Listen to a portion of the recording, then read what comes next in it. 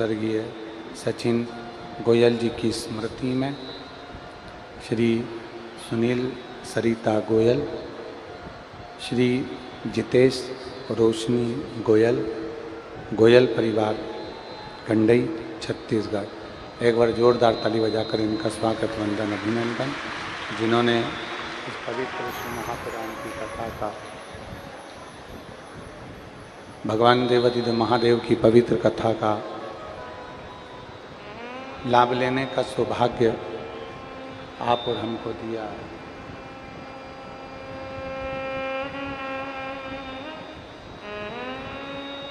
ये उसकी कृपा है, ये उसकी उदारता, उसकी दया, उसकी कृपा दृष्टि है जो आप और हम सब भगवान शिव की इस पवित्र कथा का लाभ ले रहे हैं। और तेरी कृपा बिना न हिले एक भी लेते श्वास, तेरी कृपा से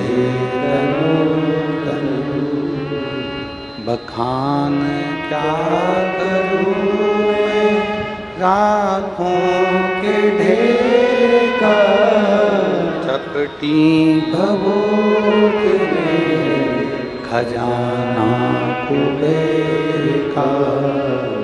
हे गंगधार मुक्ति द्वार ओंकार तू, भोले ओंकार तू, आयु शरण शंभु तार कर।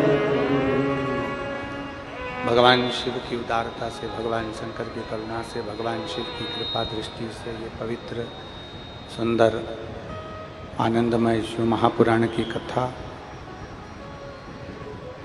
जिसको मात्र श्रवण कर लेने से ही सांसारिक जीव का कल्याण हो जाता है।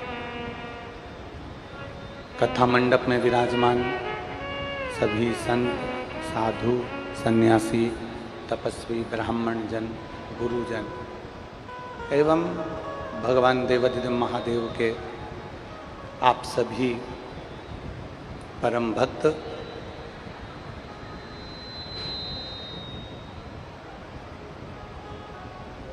बड़ी मुश्किल से मानव की देह मिली।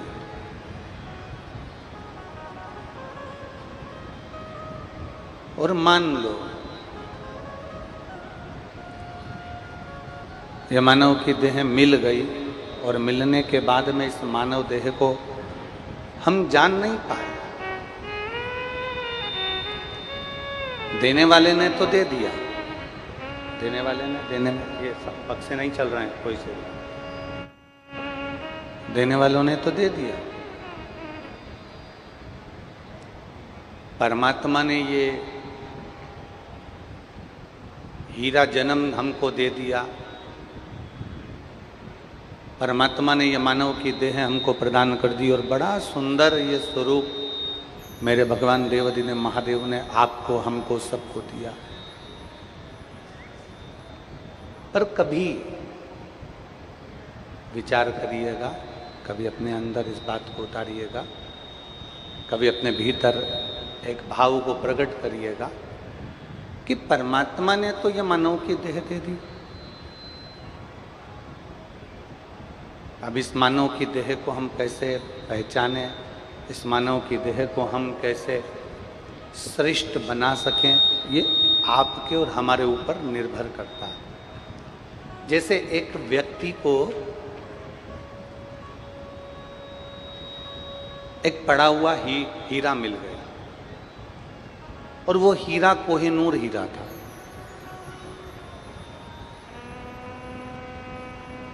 वो उसको समझ नहीं पा रहा।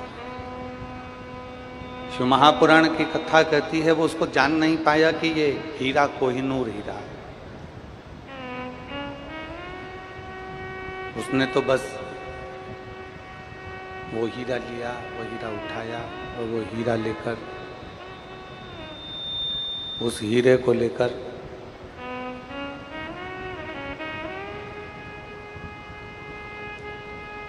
वो गुरुजी के पास पहुंच गए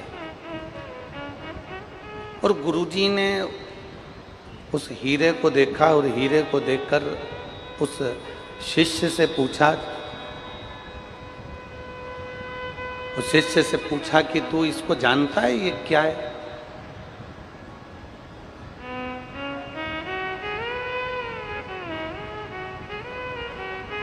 जो तेरे हाथ में रखा हुआ है इसको पहचानता है, ये क्या है?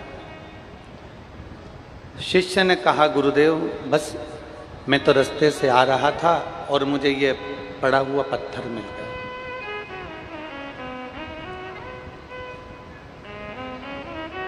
तू इसको नहीं पहचानता? नहीं गुरुजी, मैं इसको नहीं जानता, मैं उसको पहचानता नहीं, मैं इसको जानता नहीं।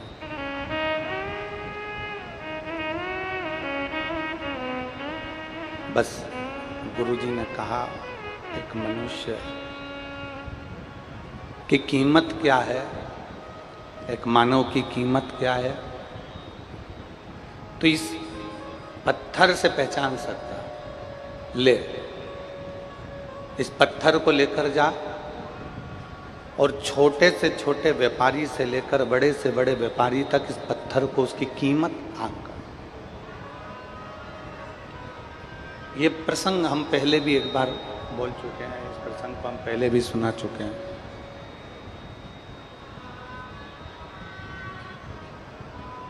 वो साधारण सा व्यक्ति उस पत्थर को लेकर चला गया।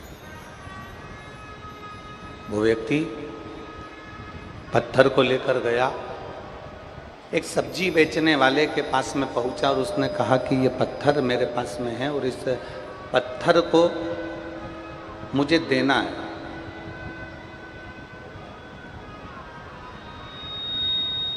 इस पत्थर को मुझे देना है, क्या आप इस पत्थर को ले सकते हो? सब्जी वाले ने कहा कि पत्थर तो चमकीला है, चमकदार है, पत्थर तो अच्छा है, अगर मैं ले लूँगा तो मेरे बच्चे खेलेंगे और नहीं खेलेंगे तो तराजू पे रखकर सब्जी तोलने के काम आएगा। उसने कहा ले, ये 2 रुपये ले, और 2 रुपये लेकर इस पत्थर को मुझे दे दो। उसने कहा 2 रुपये में मैं पत्थर नहीं दूंगा। चल अच्छा 4 रुपये ले ले, नहीं दूंगा। उसने पत्थर को लिया, लेकर आगे गया। एक किराने की दुकान वाला मिल गया और किराने की दुकान वाले से कहा मुझे ये पत्थर देना है। किराने वाले ने विचार करा कि इतना सुंदर पत्थर है, इसकी चमक कितनी जोरदार है, एक काम करता हूँ ये पत्थर मैं ले लेता हूँ। लाओ इस पत्थर को मुझे दे दो, मैं इसके 50 रुपये तुमको देता हूँ, इसके 60 रुपये तुमको देता हूँ, ये पत्थर तुम मुझे दे दो, इस पत्थर को तुम मुझे दे दो। उसने उसको भी पत्थर नहीं दिया। अब वो पत्थर लेकर आगे बढ़ा तो एक कपड़े वाले की दुकान पर गया। कपड़े वाले ने पत्थर को देखा तो चमकदार पत्थर था। उसने कहा इसको मैं ले लेता हूँ, इसके 1000 रुपये मैं तुझको दूंगा। उसने भी उसको नहीं दिया। धीरे धीरे सुनार को मालूम पड़ गया, सोने चांदी वाले को मालूम पड़ गया कि कोई हीरा लेकर घूम रहा है और उसको हीरे की कीमत नहीं मालूम। सुनार ने कहा, जोहरी ने कहा कि ये पत्थर आप मुझको दे दो, ये पत्थर मैं ले लेता हूँ और इसकी कीमत 1 लाख रुपए मैं तुझको दे देता हूँ। जोहरी को भी उसने पत्थर नहीं दिया, जोहरी को पत्थर प्रदान नहीं किया। जब जोहरी को पत्थर नहीं दिया, राजा को सूचना मिली कि कोई कोहिनूर हीरा लेकर निकला हुआ है और उसकी कीमत आंक रहा है। राजा ने उसको बुलाया कि ये पत्थर हमको दे दो और हमारी पूरी राज्य की जितनी भूमि है, जो राजघराना है, सारा की सारा तुम ले लो। उसने पत्थर उनको भी नहीं दिया। वापिस गुरुजी के पास आ गया, गुरुजी आखिर ये पत्थर क्या है? तब गुरु ने कहा कि ये मानव का शरीर और ये पत्थर कोहिनूर हीरे जैसा है, जिसको पहचानने वाला चाहिए कि कौन किस वैल्यू से पहचानता।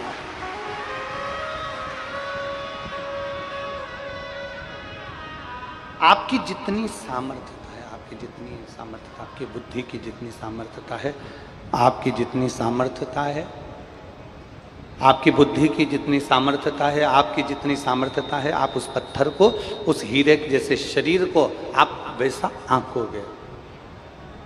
महाराज वो किसी ने सही कहा है कि मैंने हीरा जन्म तुझको, मैंने मानव जन्म तुझको हीरा दिया, मैंने मानव जन्म तुझको हीरा दिया, तू यूं ही गवाए तो मैं क्या करूं, तुझको मानव जन्म मैंने हीरा दिया, तू यूं ही गवाए तो मैं क्या करूं। मैंने बड़ा सोच समझ कर, बड़ा विचार कर कर, बड़ी दृष्टि रख कर, बड़ी सोच कर ये मानव का शरीर तुझको दिया है। इस मानव के शरीर को तू बस अब अपने अनुकूल उसको ढाल। अब इसको समझने वाला ही समझ सकता है कि मानव का शरीर तो मिल गया, मानव का शरीर तो प्राप्त हो गया, पर आप अपनी बुद्धि से, आप अपने चित्त से अपने शरीर को पहचान सकते हो कि या तो इस शरीर को निंदा में लगा दीजिए, या इस शरीर को बेकार कर्म में लगा दीजिए, या इस शरीर को ईर्ष्या में लगा दीजिए, या इस शरीर को नफरत में लगा दीजिए, या इस शरीर को आसक्ति तृष्णा में लगा दीजिए, या फिर इस शरीर को भगवान की भक्ति में लगा दीजिए। ये आपके ऊपर निर्भर करता है कि आप अपनी चित्त को, आप अपनी वृत्ति को, आप अपने मन को, आप अपनी दृष्टि को कहां लेकर जा रहे हैं। ये आपके ऊपर निर्भर करता है।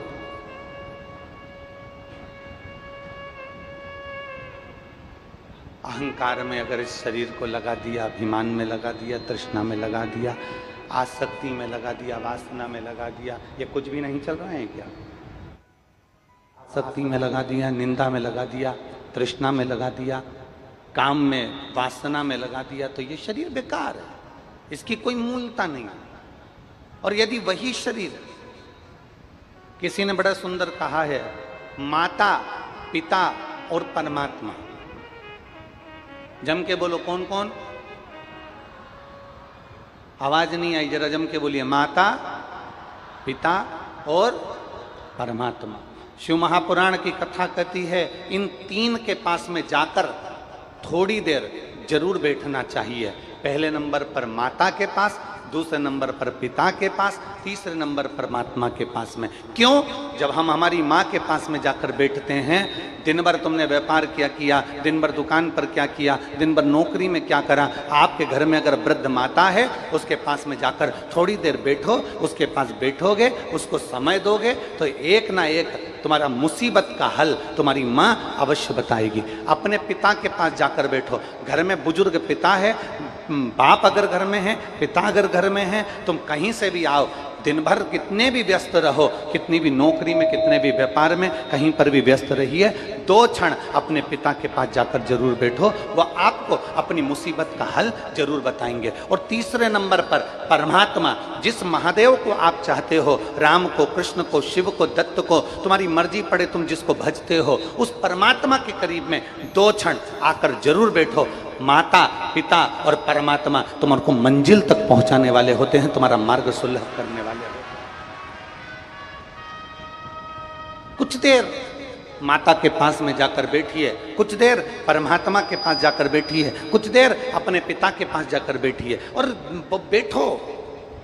थोड़ा समय अपने बुजुर्ग माँ बाप को देने का प्रयास करो, थोड़ा समय परमात्मा को देने का प्रयास करो। हम ये नहीं कहते कि तुम दिन भर अपने माता के पास बैठे रहो, हम ये भी नहीं कहते कि तुम दिन भर अपने पिता के पास बैठे रहो, हम ये भी नहीं कहते कि तुम दिन भर परमात्मा के मंदिर में जाकर, शिवालय में, देवालय में, तीर्थ में जाकर बैठ जाओ। हम तो इतना कहते हैं कि अगर एक क्षण आदि में पुण्यात, अगर थोड़ी सी भी समय हमने हमारे माता पिता और परमात्मा को दिया है तो उस क्षण का सदुपयोग जरूर होगा और कुछ ना कुछ आपकी जिंदगी में अच्छा जरूर होगा। माता पिता परमात्मा कभी बुरा नहीं करते, दुनिया में सब बुरा कर सकते हैं, दुनिया में सारी दुनिया, सारी सृष्टि आपका बुरा करने में लग जाएगी। सारी दुनिया आपका बुरा कर सकती है, सारी दुनिया आपको गाली दे सकती है, सारी दुनिया आपको अपशब्द कह सकती है, सारी दुनिया आपको ताना दे सकती है, सारी दुनिया ईर्ष्या में भूलकर आपकी निंदा कर सकती है।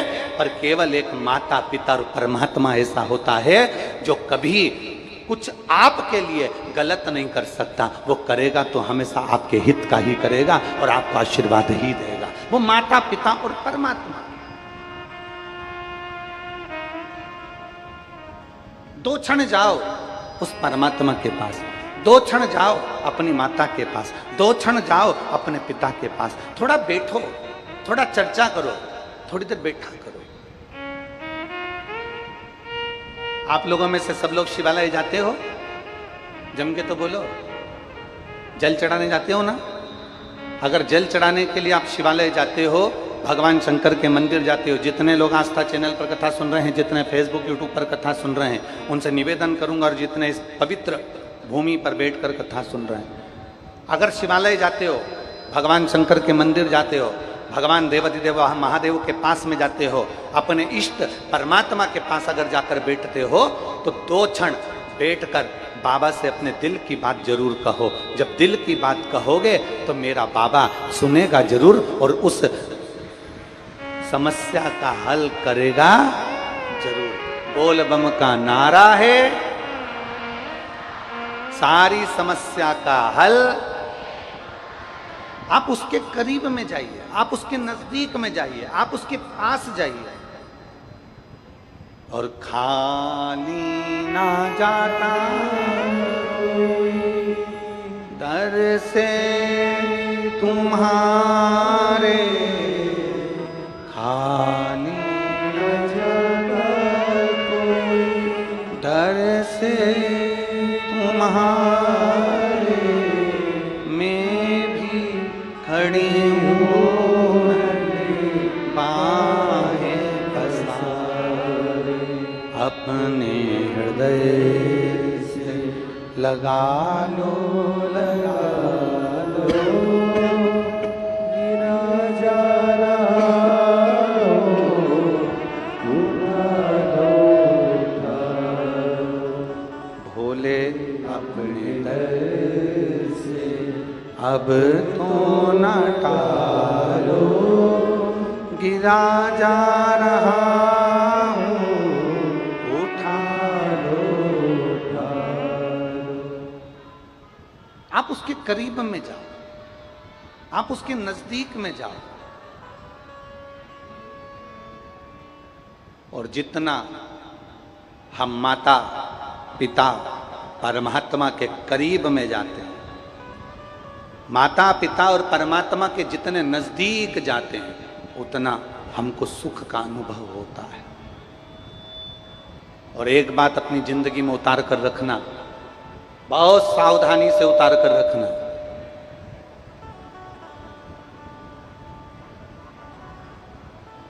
अपना दुखड़ा, अपना दर्द, अपनी तकलीफ किसी से मत कहना। अगर कहना तो अपनी माता, अपने पिता और जिस परमात्मा को तुम एक लोटा जल चढ़ाते हो, उस परमात्मा से अपना दुख जरूर जाकर कहना।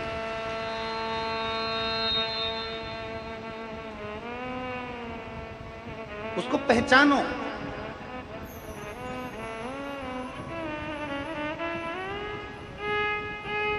उसको जानिए,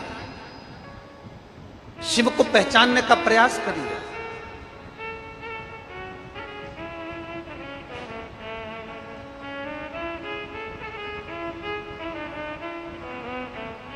उस परमात्मा को जानने का प्रयास करिए। और जब हम परमात्मा को जानने का प्रयास करेंगे, जिस समय हम जान जाएंगे कि ये छोटा सा शिवलिंग जो तुम्हारे घर में छोटा सा शिवलिंग रखा हुआ है, तुम्हारे घर में जो शिवालय बना हुआ है, तुम्हारे घर के पास में जो शिवलिंग रखा हुआ है, तुम्हारे घर के पास में जो मंदिर बना हुआ है, तुम्हारे घर में के पास में जो भगवान शंकर का मंदिर है, शिवालय है, जो नदी पर, सरोवर पर, तालाब पर, कुएं के नज़दीक में जो शंकर भगवान का शिवलिंग रखा हुआ है, तुम्हारे घर के अंदर छोटे से मंदिर में छोटा सा शिवलिंग रखा हुआ है। जिस दिन तुम पहचान जाओगे कि ये केवल शिवलिंग नहीं है, ये हमारे घर में हमारे माता पिता और परमात्मा का एक प्रतिबिंब बैठा हुआ है, जिससे हमें अपने मन की बात कहनी,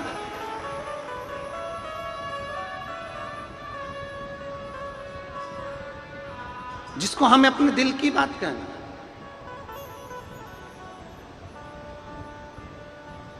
और अपने हृदय की बात, अपने चित्त की बात। मैंने मानव जन्म तुझको हीरा, तू यूं ही गवाए तो मैं क्या करूं। मैंने नैनों में रोशनी बराबर की, तू यूं ही गवाए तो मैं क्या करूं। तू जितना परमात्मा के नजदीक जाएगा, तू जितना परमात्मा के करीब जाएगा, तू जितना भगवान के नजदीक जाएगा, तू जितना माता पिता और परमात्मा के जितने नजदीक। अब कई लोग कहते हैं गुरुजी हमारी माँ तो हमको गाली देती है, कोई कहता है गुरुजी हमारी सास तो दिन भर गाली देने में लगी रहती है, कोई कहता है गुरुजी हमारे पिता तो हमको गाली देते हैं, गुरुजी हमारे ससुर तो हमेशा गाली देने में लगे रहते हैं। तो निवेदन है, जितनी दुनिया की गाली, जितनी माता पिता की गाली और जितनी दुनिया वालों के ताने आप सुनोगे, उतने मजबूत होते चले जाओगे और मंजिल की ओर बढ़ते चले जाओगे। तुम्हारे घर में, तुम्हारे गांव में मंदिर है, तुम्हारे गांव में अगर मंदिर है तो मंदिर में जो मूर्ति है भगवान राम की, भगवान कृष्ण की, भगवान नारायण की, लक्ष्मी नारायण की, दत्त की, जितनी मूर्तियों का आप दर्शन करते हो, उन मूर्तियों का दर्शन करते करते जरा विचार करिएगा। एक पत्थर जमीन में लगा हुआ है और एक पत्थर की मूर्ति मंदिर के अंदर पूजा रही है। जो जमीन में लगा वो भी पत्थर है, जो मंदिर में रखी मूर्ति है वो भी पाषाण की है, वो भी पत्थर की है। अब जरा विचार करिएगा, इस पत्थर में और मूर्ति में क्या अंतर है।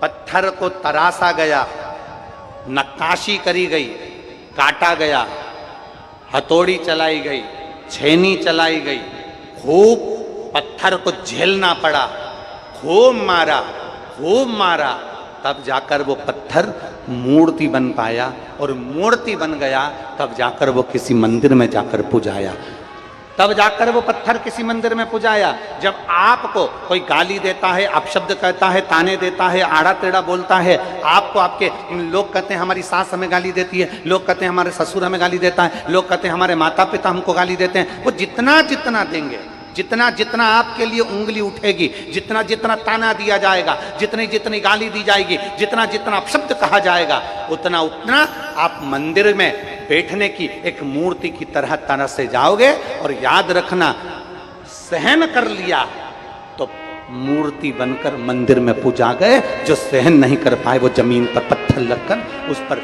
जूते भी रखाते हैं, उस पर ठोकर भी लगती है। सहन करिए। और ये मानव का शरीर मिला है, सहना पर कहना नहीं।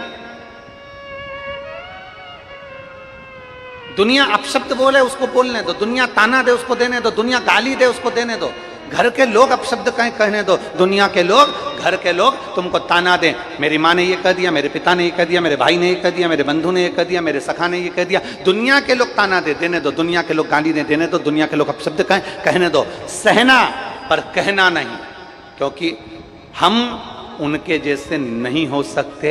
हमें परमात्मा ने अपना बनाकर भेजा है, तो हमारी वाणी से हमें अपशब्द नहीं कहना। सह लो पर कहो ना,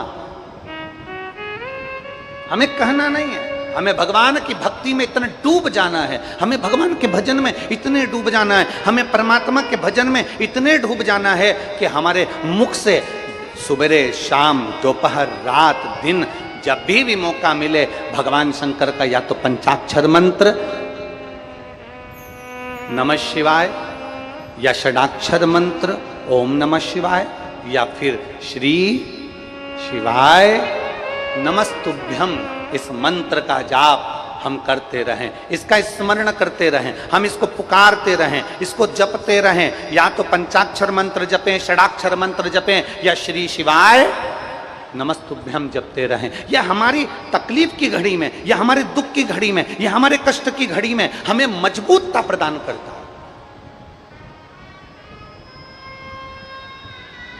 जब हमारी दुख की घड़ी आती है, जब हमारी तकलीफ की घड़ी आती है, उस जगह पर यह मजबूतता प्रदान करता है। हमारा किया गया जाप, हमारा किया गया अनुष्ठान, हमारा किया गया मंत्र जाप, हमारा लिया गया भगवान का नाम हमें मजबूत करता है, हमें प्रबलता प्रदान करता है। श्री शिवाय नमस्तुभ्यं, श्री शिवाय नमस्तुभ्यं, श्री शिवाय नमस्तुभ्यं, श्री शिवाय नमस्तुभ्यं। कभी मौका मिले तो शिव महापुराण के विद्येश्वर संहिता को उठाना, उसको पढ़ना। उस विद्येश्वर संहिता में लिखा हुआ है कि श्री शिवाय नमस्तुभ्यम बोलने वाले व्यक्ति का मात्र मुख का दर्शन कर लो तो ऐसा लगता है कि शंकर के मुख का दर्शन कर लिया। हमने हजारों अश्वमेध यज्ञ का पुण्य फल अपनी जिंदगी में प्राप्त कर लिया, हजारों अश्वमेध यज्ञ का फल हमने प्राप्त कर लिया।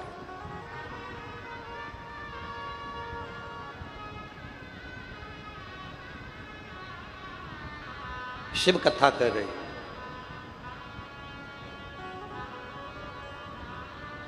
कहीं अभिमत्ता व्यक्ति के भीतर होती है तो वो परमात्मा से भी दूर हो जाता है, भगवान से भी दूर हो जाता है, भजन से भी दूर हो जाता है। और यहां तक जब व्यक्ति के भीतर अभिमत्ता आती है, अहंकार आता है, अभिमान जब बहुत सिर पर चढ़कर बोलने लगता है, तो उसे परमात्मा का नाम हो, चाहे मंत्र हो, चाहे जाप हो, वो बुरा लगने लगता है। अभिमत्ता में, अहंकार में। अब देखिए कितनी सुंदर प्रसंग आया, शिव महापुराण में वर्णन आता है कि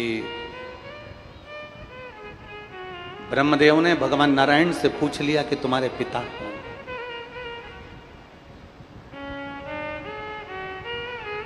बहुत सुंदर संवाद है, बहुत ध्यान से सुनिएगा कि ब्रह्मा जी भगवान नारायण से कह रहे हैं कि तुम्हारे पिता कौन है?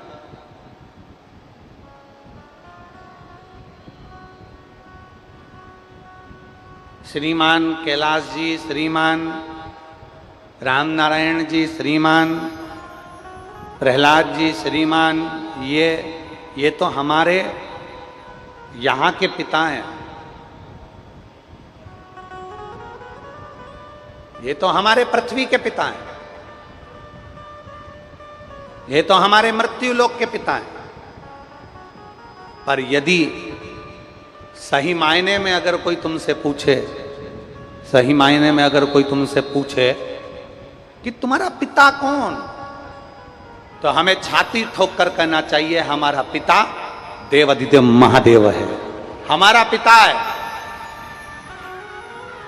और वो सहज नहीं है,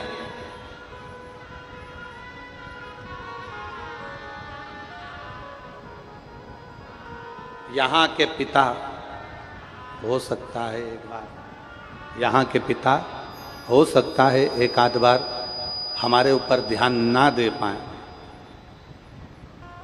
यहाँ का पिता हो सकता है हमारे ऊपर एक आध बार ध्यान ना दे पाए। स्वयं शिव महापुराण की कथा कह रही है, दक्ष प्रजापति की सभा में शंकर भगवान बैठे हैं, शिव जी अपने मंत्र जाप में डूबे हुए हैं, राम नाम में डूबे हुए हैं, और उनका ध्यान दक्ष प्रजापति पर नहीं गया।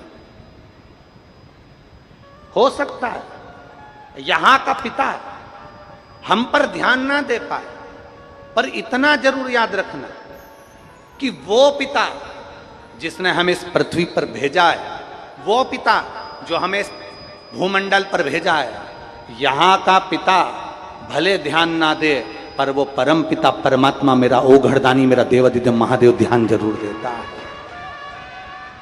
अकाल मृत्यु वो मरे जो काम करे चंडाल का, काल उसका क्या बिगाड़े जो भक्त हो महा काल का। जो शंकर की आराधना करने वाला, शिव की उपासना करने वाला, शिव भक्ति में डूबने वाला, उस पर ध्यान मेरे महादेव का जरूर रहता।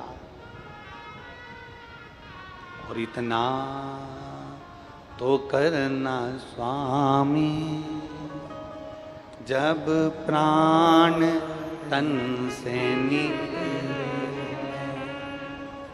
गोविंद नाम ले, ये प्राण तन से निकले।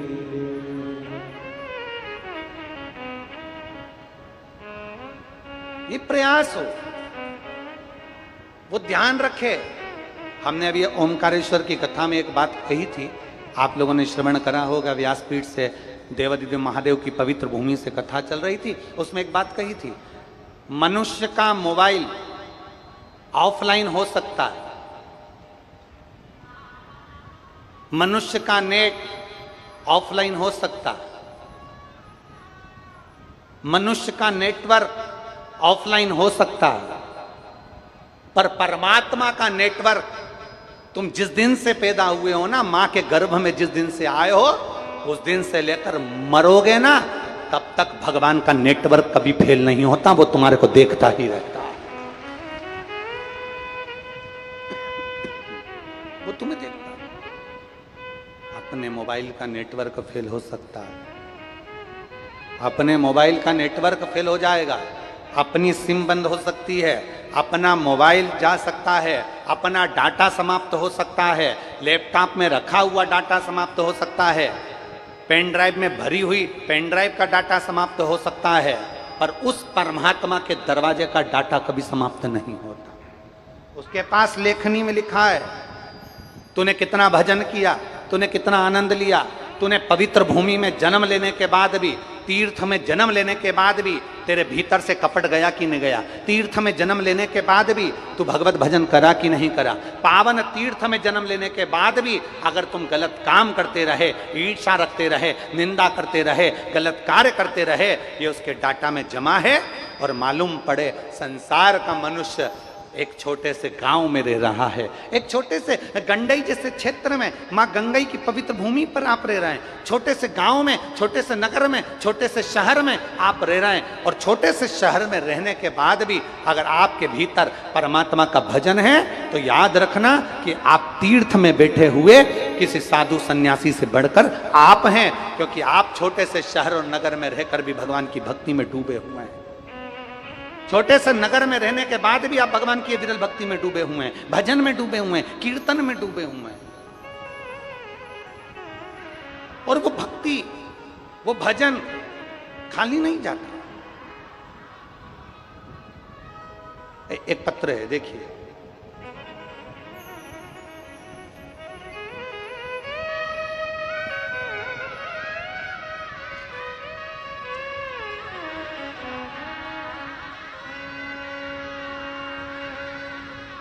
मेरा नाम प्रीति तिवारी है।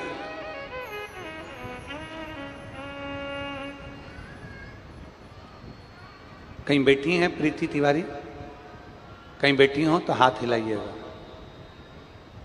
अगर कहीं बैठी हो तो हाथ हिलाइए। मेरा नाम प्रीति तिवारी है। गुरुजी, जो लोग पत्र को पढ़ रहे हैं, गला पकड़ रहा है माइक, जो लोग पत्र को पढ़ रहे हैं एलईडी पर या आस्था चैनल पर या फेसबुक यूट्यूब पर, ध्यान देंगे। मेरा नाम प्रीति तिवारी है। गुरुजी, मैं जगदलपुर छत्तीसगढ़ की निवासी हूँ। कहीं बैठी हो तो हाथ हिलाइएगा। आप ही हैं? बच्चा आया है साथ में? बच्चा आया? आया हो तो लिया।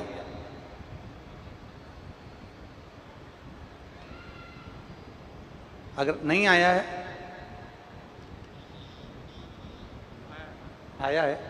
आया है तो ले आइए। मेरा नाम प्रीति तिवारी है गुरुजी, मैं जगदलपुर छत्तीसगढ़ की रहने वासी हूँ। मेरा मोबाइल नंबर ये है। मेरे 3 बच्चे हैं गुरुजी, 2 लड़की और 1 लड़का।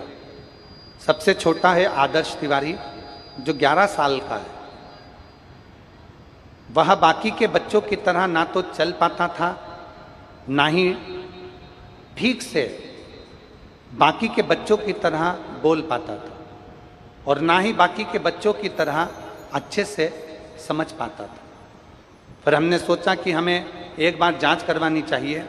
तो हमने जब जांच करवाया तो पता चला कि उसको डाउन सिंड्रोम नामक एक बीमारी है। इसमें ना तो बच्चा ठीक से बोल पाता है और ना ही ठीक से बाकी बच्चों की तरह ठीक से समझ पाता है, और बाकी बच्चों की तरह शरीर का विकास भी नहीं होता है। गुरुदेव, आज मेरा बेटा बाबा देवादिदेव महादेव का पूरा नाम, मंत्र का पूरा जाप करता है। दुनिया के लोग मुझसे पूछें कि श्री शिवाय नमस्तुभ्यम में क्या है, कोई मुझसे पूछे, मेरा बेटा एक शब्द नहीं बोल पाता था, चल नहीं पाता था, बैठ नहीं पाता था, पलंग पर पड़ा रहता था। आज कोई मुझसे पूछे श्री शिवाय नमस्तुभ्यम में क्या है, आज मेरा बेटा बाबा देवादिदेव महादेव की कृपा से 11 साल के बाद मुख से उसके श्री शिवाय नमस्तुभ्यम निकलता है। आज मेरा बेटा अच्छे से चल फिर पाता है, अच्छे से बोलना भी शुरू कर दिया है। बाबा की इतनी अच्छी असीम कृपा हुई है कि सीहोर में हम 3 साल की कथा सुन रहे हैं। 2022, 2023, 2024 हमने 3 बार की कथा सीहोर कुबेरेश्वर धाम की सुनी। वहाँ का रुद्राक्ष का जल मैं अपने बच्चे को देती हूँ, और मेरा बच्चा जो उठ नहीं पाता था, बैठ नहीं पाता था, बोल नहीं पाता था, चल नहीं पाता था, पलंग पर रहता था, आज मेरा बेटा श्री शिवाय नमस्तुभ्यम भी बोलता है, चलता भी है, फिरता भी है और बात भी करता है। ये मेरे शिव की कृपा, ये मेरे शंकर की कृपा। मैं बाबा को प्रणाम करने के लिए आई, और तेरी कृपा बिना न हिले एक भी अणु, लेते हैं श्वास तेरी कृपा से, बखान क्या करूं मैं राखों के ढेर का, चपटी भगोद में खजाना कुबेर का, हे गंगाधार मुक्ति द्वार ओमकार तू, भोले ओमकार तू, आयो शरण तिहार शंभु तार तू। ये शिव की कृपा, ये उसकी भोगड़दानी की कृपा, ये उस दातार की कृपा, ये उस दयालु की कृपा, ये उस करुणा सागर की कृपा है। जब हम उसको दिल से रिझाते हैं, जब हम उसको दिल से पुकारते हैं, जब हम उसको दिल से पुकारते हैं, रिझाते हैं, दिल से उसको बुलाते हैं, वो सुनता है।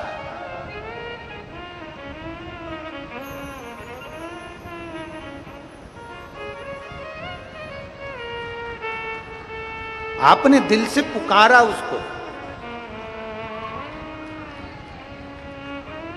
आपने दिल से उसको आवाज दी, आपने दिल से उसको नमन किया, आपने दिल से उसको पुकारा, तो क्यों ना सुने। केवल उसको हृदय से पुकारा जाए। और मेरे भोले दया करना, मैं तेरे भरोसे, मेरे बाबा दया करना, मैं तेरे भरोसे,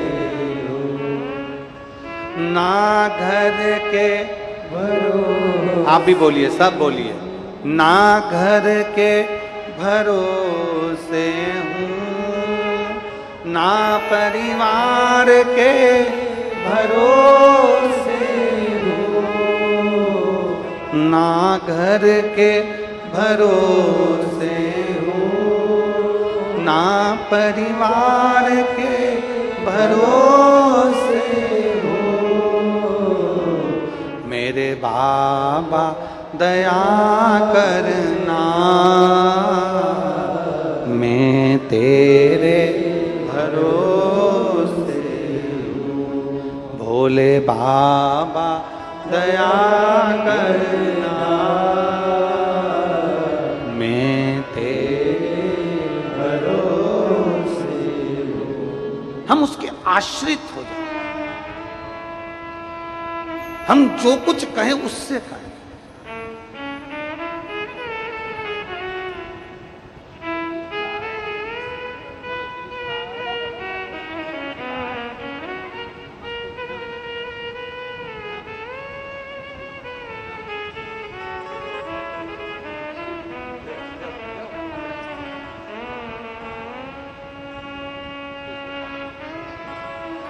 ये बालक, इसको एक बीमारी डॉक्टर के हिसाब से,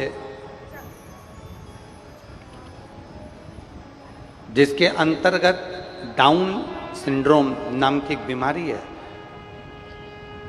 चलता नहीं था, बैठता नहीं था, बोलता नहीं था 11 साल तक, पर देवाधिदेव महादेव की कृपा से शंकर का चढ़ा हुआ जल दिया तो बोला भी, चला भी और आया।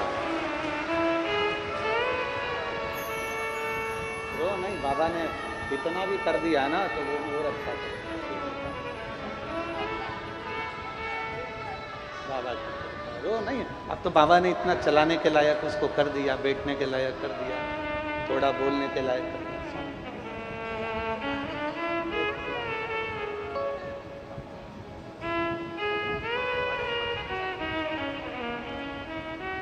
ये उसकी कृपा है, ये उसकी उदार, ये उसकी दया। और जिस दिन विश्वास पक्का होगा,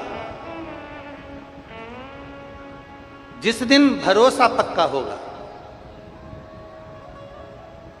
जिस दिन दृढ़ता पक्की होगी, उस दिन शिव को मिलने में देरी नहीं होगी।